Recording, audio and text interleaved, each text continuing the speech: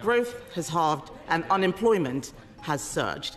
Is this what the Prime Minister meant when he tweeted that the economy is improving? Yes. 2 weeks ago, he was crowing about his historic trade deal and how he got 0% tariffs on steel.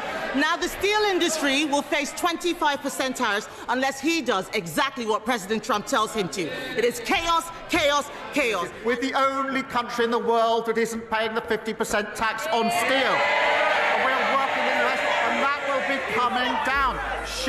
We are working on it to bring it down to zero. That is going to happen. Order. Please, let's listen to the answer, even if you don't believe you're getting one. It is how the Prime Minister wishes. Everything he has said this afternoon is total nonsense. Obfuscation, avoiding the question. He doesn't have any answers. It's disgraceful. It's been opposed by our adversaries, Russia, China and Iran. And into that column we have reform, presumably following Putin, and the Tories following reform. They believed the battle over Brexit was over, that the public had switched off, exhausted and distracted, yet beyond the spotlight a storm had been building, and now it has burst into the most explosive political scandal of the year. Inside the tightly guarded walls of Buckingham Palace, a remarkable confrontation unfolded. King Charles, long known for rising above partisan conflict, calmly but decisively halted a discreet EU summit quietly orchestrated by Keir Starmer's inner circle. But the true shock was not merely the monarch's refusal. It was the person he chose to welcome instead, Nigel Farage.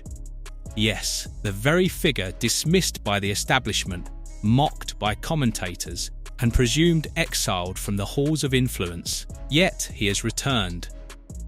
And this time, he is far from quiet. You know what he's got, Andrew? He's got non-player character energy. Do you know what that means? No. NPC. Unfortunately, it's NPC is non-player character. Main player character is your charismatic leader with loads of riz. He's not got that. He is a charisma bug. While Starmer schemed in secret to steer Britain back under Brussels' influence, Farage stood resolute before the king. A quiet scene that sent a thunderous message: Brexit endures, and anyone trying to unravel it behind closed doors would pay the price. This was far more than a political spat. It was a royal intervention with the power to reshape everything. For months, Westminster had simmered with tension, murmurs, partial reports, and a trail of mysterious meetings hinting at something far graver. A coordinated push to quietly reverse Britain's EU departure. At the centre of it all was Keir Starmer, the man who once pledged to honour the public's will, yet, away from cameras, charted a very different course. Senior insiders reveal that Starmer and his inner circle held discreet talks with EU officials, laying the groundwork for a stealthy return to European oversight, without press briefings, parliamentary scrutiny, or public trace. Just late-night encounters, sealed room discussions, and unsigned. Drafts hidden from view. Very good he's standing in for the member for Clacton, I have to say. There was no sign of him yesterday at the EU. So he was the first through the E-gates somewhere to south of France.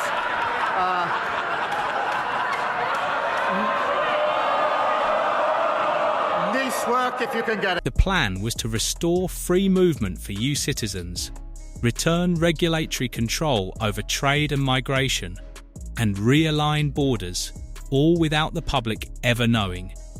A quiet reversal of Brexit, bypassing Parliament and ignoring the Crown. It was audacious, covert, and on the brink of spectacular collapse, for no secret remains hidden forever. Fragments leaked, an email here, a whispered tip there, drawing journalists' attention, and eventually reaching Buckingham Palace. King Charles, usually cautious in political matters, was alarmed to learn of a hidden effort to override the referendum and steer Britain back under EU rules without a public vote. a threat to the very constitutional balance. Recognising the gravity, he convened senior advisers but knew he needed a trusted voice to confront Keir Starmer's operation directly, Nigel Farage. Once dismissed by Westminster as yesterday's man, Farage was summoned not as a visitor but as a guardian of the public will. Arriving quietly with no cameras or entourage, he presented a folder of documents, messages and confidential evidence exposing Starmer's secret dealings, promises made behind Parliament's back and frameworks drafted without oversight. In that moment, the King decided. The man who had delivered Brexit had returned to halt Starmer's betrayal, and Farage's briefing left no doubt. Starmer was coordinating a full-scale, unlawful return to EU control without consent. The King listened, then resolved, this ends now. No announcement, no royal broadcast, just swift, decisive action behind closed doors. Starmer's plan, once moving unchecked through the corridors of power, had been brought to an abrupt halt by the one authority capable of doing so, the Crown. But this was never merely about blocking a single summit. It was about defending the very foundation of a democratic choice. The King made it unmistakably clear that no secret deal or elite backroom negotiation could undo the people's vote, that Britain's freedom, secured by millions, was not for sale. By sunrise, the story ignited across the nation. Something seismic had occurred at the palace, and at the centre was Farage. Overnight, he was no longer just a familiar face on talk shows. He was the man who had met the King in secret, the keeper of the full truth. Headlines exploded, social media erupted, and across pubs, cafes and offices, the same question repeated. What had the King and Farage uncovered? Starmer remained silent, but silence no longer offered protection. The tide had turned. Farage was back, stronger, louder, impossible to ignore, while Starmer's grip faltered. The public, exhausted by political doublespeak, sensed deceit, and Starmer found himself trapped between the wrath of the King, the fury of Farage, and the anger of the people closing in on Downing Street. Panic set in. When Starmer first heard whispers of royal involvement, he dismissed them until confirmation hit with brutal force. Not only had Charles blocked his EU strategy, he had brought Farage directly into play. Starmer's reaction was a meltdown, barricading himself with advisers, barking demands, phones flashing across Brussels with instructions to contain leaks, bury headlines, control the narrative. But it was too late. Reporters swarmed government buildings, anonymous tips poured in, and the truth was everywhere. His covert plan to return Britain under EU control without consent disintegrated in real time. Inside Number 10, chaos reigned. Starmer stormed corridors, accusing aides, suspecting every laptop, distrusting every staffer. Loyalty vanished, paranoia took over, and one question burned through the turmoil. How had a strategy so meticulously hidden for months slipped through his fingers and landed in the hands of the King and Nigel Farage of all people? The same man Starmer had dismissed as finished now stood at the centre of a royal intervention, and he could hardly grasp the reality. His opponents had closed in far faster than anticipated, and the silence of the palace had been broken deliberately. Sources confirmed the King had not merely listened, he had drawn a line. Brexit was not open to quiet revision, and any attempt to reverse it without public consent was unacceptable.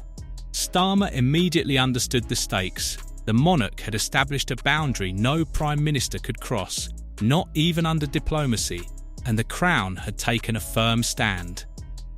The King's words carried lethal weight. He would not allow the will of the British people, their demand for freedom from Brussels, to be stolen in stealth. Then the situation worsened. Whitehall whistleblowers released explosive internal memos, emails and draft agreements confirming months of Labour planning to bind the UK back to EU trade and migration rules. A Brexit reversal buried in bureaucratic language with no public vote, only discreet signatures. The press erupted, social media exploded, talk radio crackled with outrage, and Starmer's denials faltered as secret recordings surfaced of senior Labour figures mocking the public confident outrage would fade. Betrayal had been deliberate.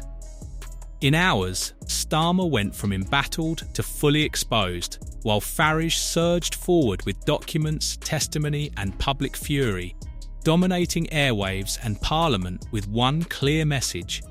The people had been lied to, and Brexit had nearly been erased. Crowds rallied, donations poured in, and Reform UK soared in the polls, overtaking Labour in key areas. This was no mere comeback. It was a revolt, with the King resolutely at the centre. Inside the palace, he issued a warning few expected. Starmer's plan had breached a constitutional line, and the Crown would not remain neutral. Senior ministers were stunned, and even MI5 reportedly drafted contingency plans for government collapse. Within 72 hours of that secret meeting, Britain was engulfed in a full-blown political crisis, and Starmer, once considered steady and pragmatic, now clung to power by a single thread. Then came the moment that changed everything. King Charles, long regarded as a silent figure above politics, issued a private royal command, summoning Starmer to Buckingham Palace. No press, no advisors, just the monarch and the Prime Minister face to face. Insiders say the rebuke was merciless. You do not rule the people, you serve them. Starmer tried to frame his secret talks as exploratory, but Charles would hear none of it, accusing him of threatening the Crown's neutrality and undermining public trust in democracy. Starmer left pale, rattled and defeated, and by the time he returned to Downing Street, calls for his resignation flooded in. Labour MPs leaked memos, Tories drafted censure motions, protesters swarmed Parliament Square, and #StopStarmer trended nationwide. Farage waited outside the palace, folder in hand, declaring the era of betrayal over. What began as political drama had become a constitutional earthquake. Starmer's credibility wasn't cracked. It was shattered. Fear gripped Westminster. Whispers of a Labour leadership coup circulated, while others urged Starmer to go public and apologise, but it was too late. Meanwhile, Farage seized the moment, his speeches breaking viewership records, rallies growing louder, drawing young voters, first-timers, and even disillusioned Remainers. Then came an unforeseen twist. Whispers that Starmer's actions might have crossed legal lines. Cabinet officials, MI5 analysts and royal advisors quietly reviewed protocols for dissolving Parliament, all because one man had underestimated the Crown. Because the people weren't meant to know, but they did, and now they were choosing sides. Britain stands at a crossroads. Starmer is wounded, isolated, and facing the collapse of everything he built. His U scheme, once carefully hidden, lies in ruins, exposed by whistleblowers, destroyed by public outrage, and stopped by the King's quiet but decisive defiance. Farage, long dismissed and sidelined, has emerged as a frontrunner, a symbol, the man who warned the nation and was finally heard. And King Charles is no longer just a monarch, he has become an unexpected champion of the people, the last line of defence against political overreach. The balance of power in Britain has shifted dramatically. The questions now are urgent. Will Starmer cling to power, or will Labour remove him to stem the damage? Will Farage ride this momentum all the way to Downing Street? And if democracy faces another threat, will King Charles intervene again? This scandal is not merely history, it is the opening chapter of a new era.